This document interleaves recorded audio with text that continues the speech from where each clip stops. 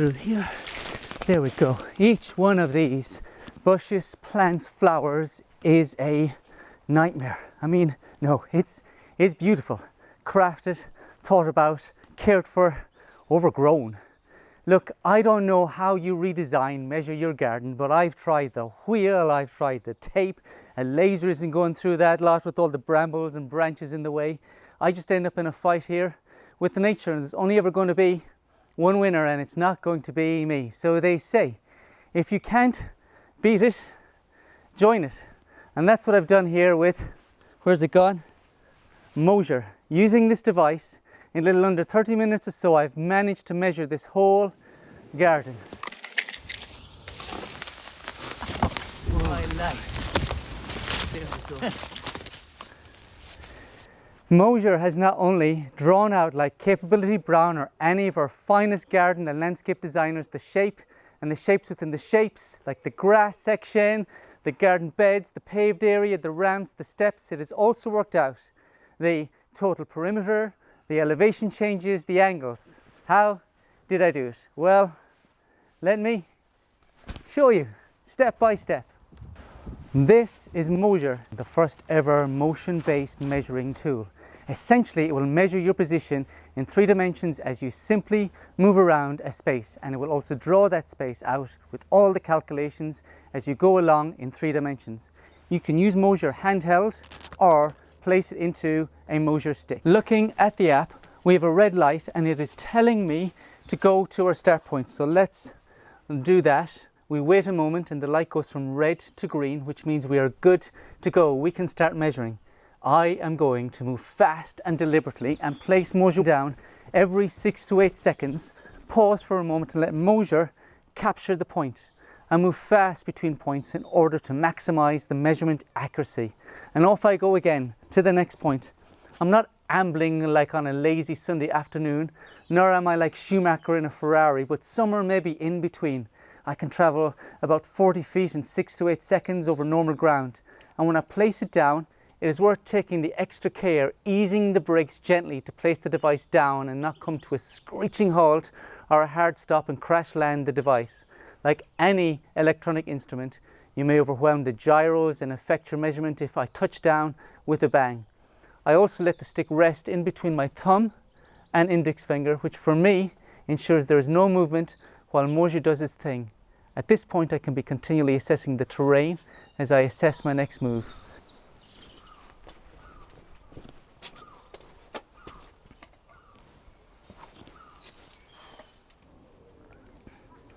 So I am surrounded with obstacles, stuff that's ready for this skip. I've got a big old shed behind me and there's no way I'm going to move that.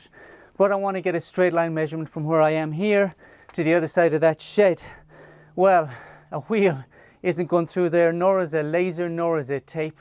But I just need to walk around, making sure that I don't fall over. Now I've got some bushes here that are impeding me. I'm not going to make it around the shed in 6 to 8 seconds. But that's all right. I'm still going to capture this point, and I'll show you later how I can ignore this point, ignore this line, and make that point there behind me and the eventual point on the other side of this shed join up. I'm going to keep going.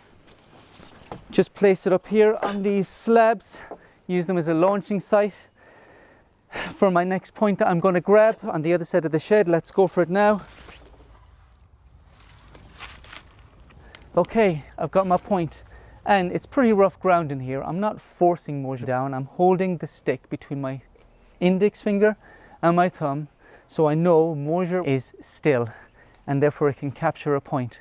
And a straight line measurement will now be made, or eventually be made, when I adjust the diagram between that point somewhere over there behind me and where I am now. I'll show you all about that later. Let's come back out, make my way around these brambles and branches and thorns.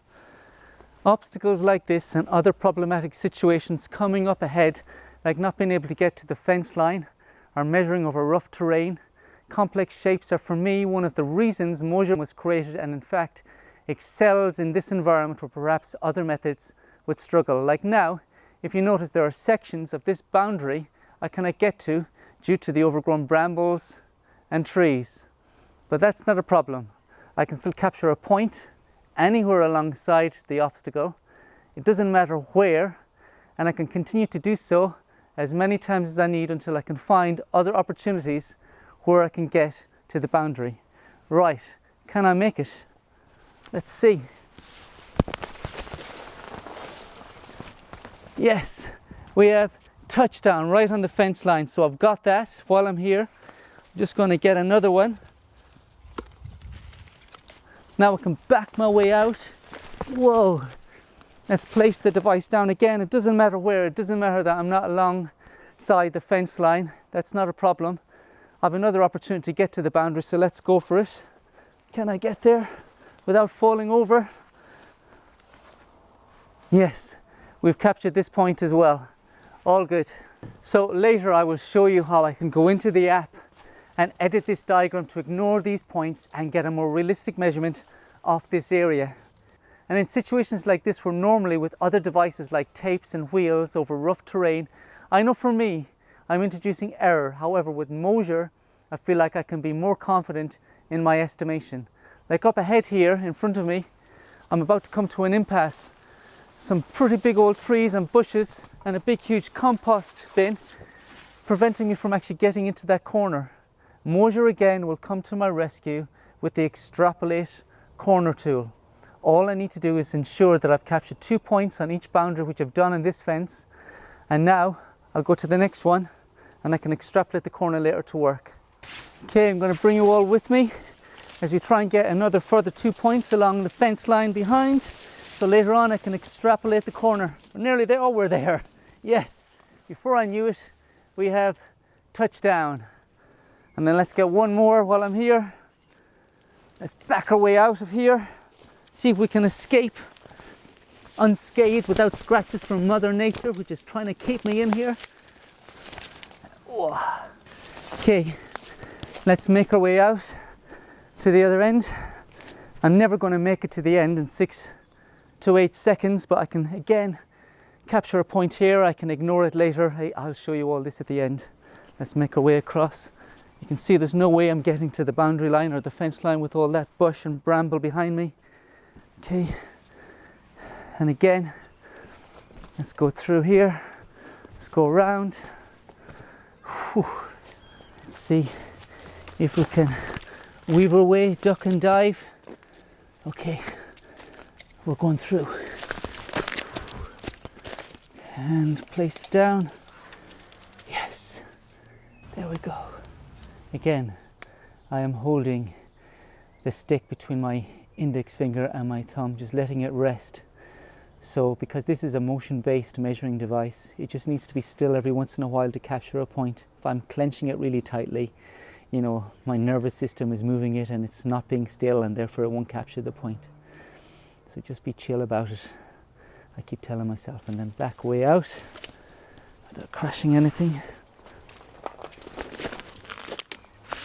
Okay, we have another corner behind me, which if you can see, you got the barbecue, you got a big huge tree. There's no way I'm going into that corner. I'm going to have to extrapolate again. Let's go through. Okay, let's see if we can get to the fence line.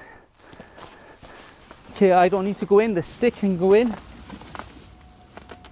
Place it down nice and easy. Wait for a moment. Relax, it's captured the point, we're good to go. Let's come back out, we're nearly there. Moving around the tree. Let's see if we can get in here. Whoa. Place it down there. As we arrive back to our start point, I want to make sure that I land gently on the same point to maximize the accuracy of the measurement. Looking at this now, we can see the total area and the total perimeter.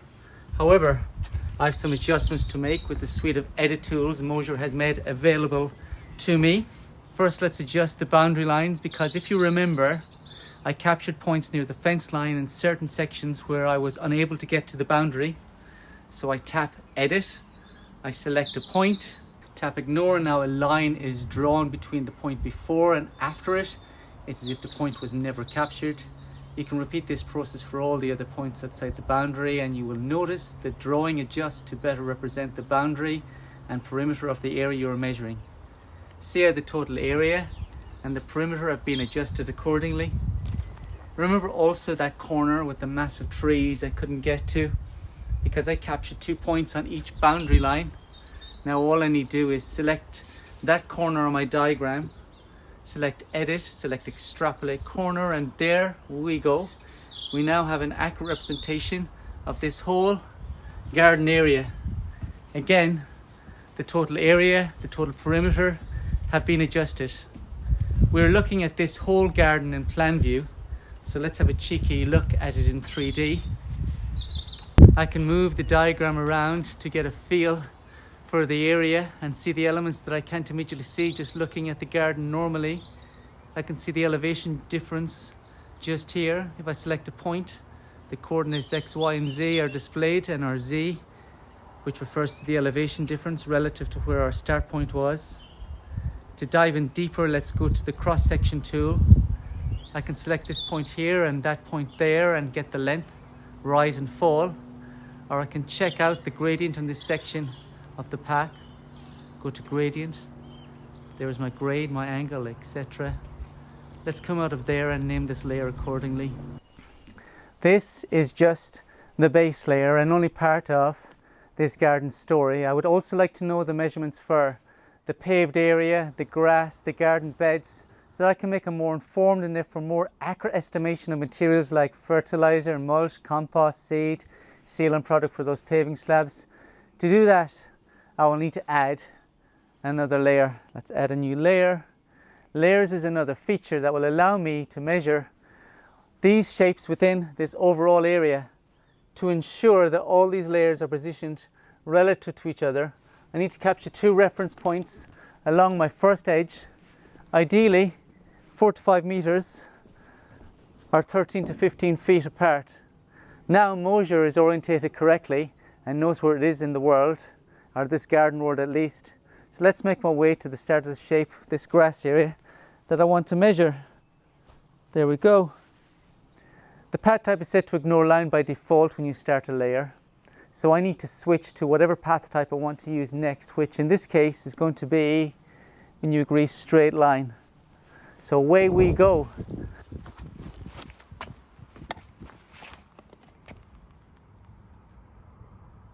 And you'll see that I'm just going to move around this trailer to the other side of the grass.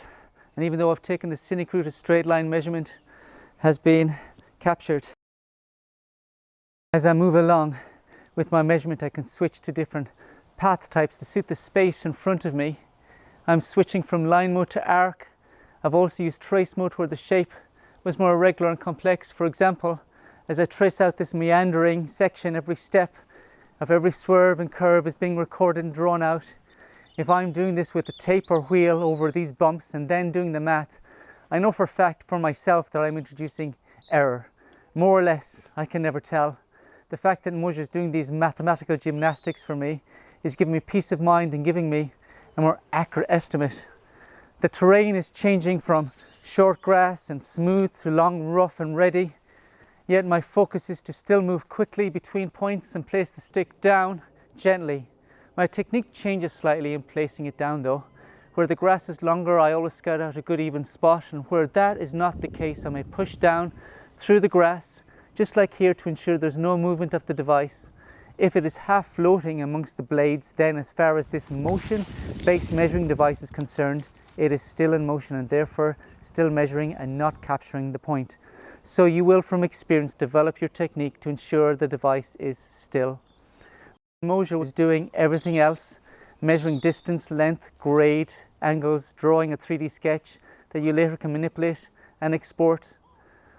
I won't pretend to be a techno wizard and explain to you about the gyros and accelerometers that are whirring away inside of this. All I know is that there's some kind of secret sauce at work inside this magical, tactical, hardy device that is doing all the heavy lifting.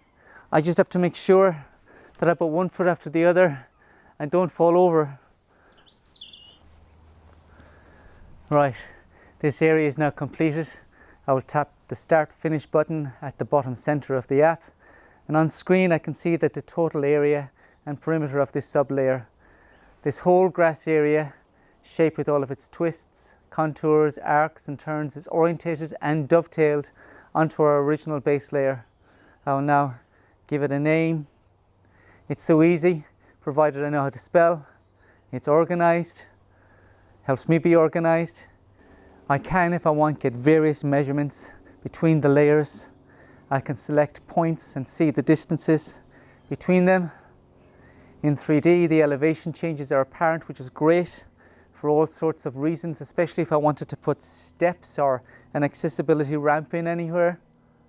This is all taken next to no time at all. So let's measure out the garden beds.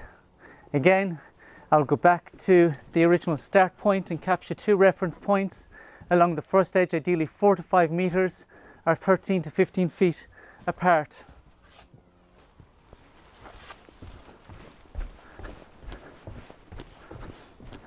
Okay, now that's done, I can head to the area I want to measure, knowing that as I move along, the path type is by default set to ignore line when I initiate layers, so I simply switch to any path type I deem suitable, which in this case I'm going to select straight line.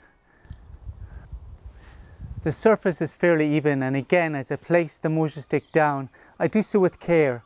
I'm not being heavy-handed about holding it either. I don't grip it tight and swing it like a Viking. I hold the stick like so with my fingers, and this prevents it swinging about as I walk.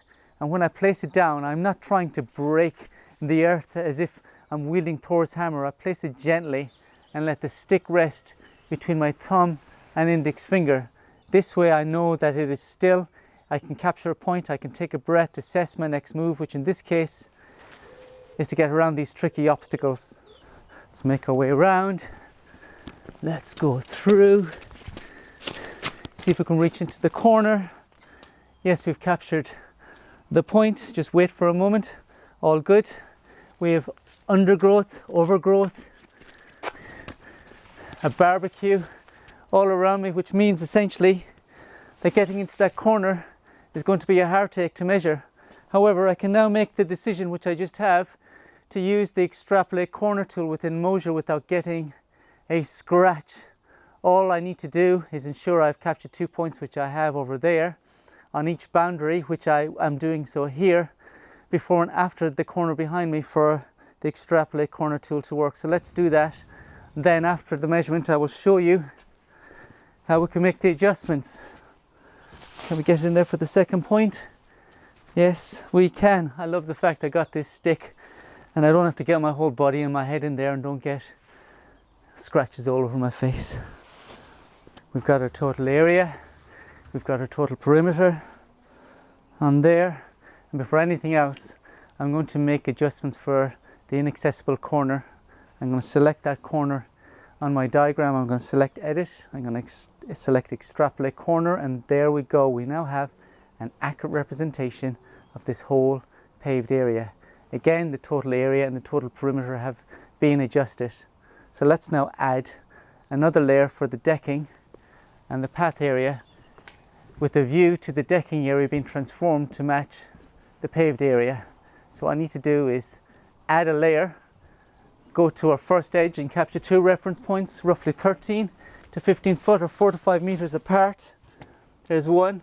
There's an indicator line on the diagram showing me the first edge and the original start point, which helps. And there's 2. Now I'm going to switch from ignore line to straight line in this case, so I can start the measurement, move deliberately and with reasonable pace, placing the stick down gently every 6 to 8 seconds around the corner and down this ramp, and capture a pause point for a reference later. There's debris and building materials ready to be taken away, which would normally pose a problem if I wanted to get a straight line measurement with a wheel, for example. But in Moasure, let's walk around the obstacle gently on the other side. You notice that despite my walk being an arc, Moasure has measured in a straight line because I have set the path type up as straight line. Had it been in a regular shape or an arc, I could have chosen a path type to suit that.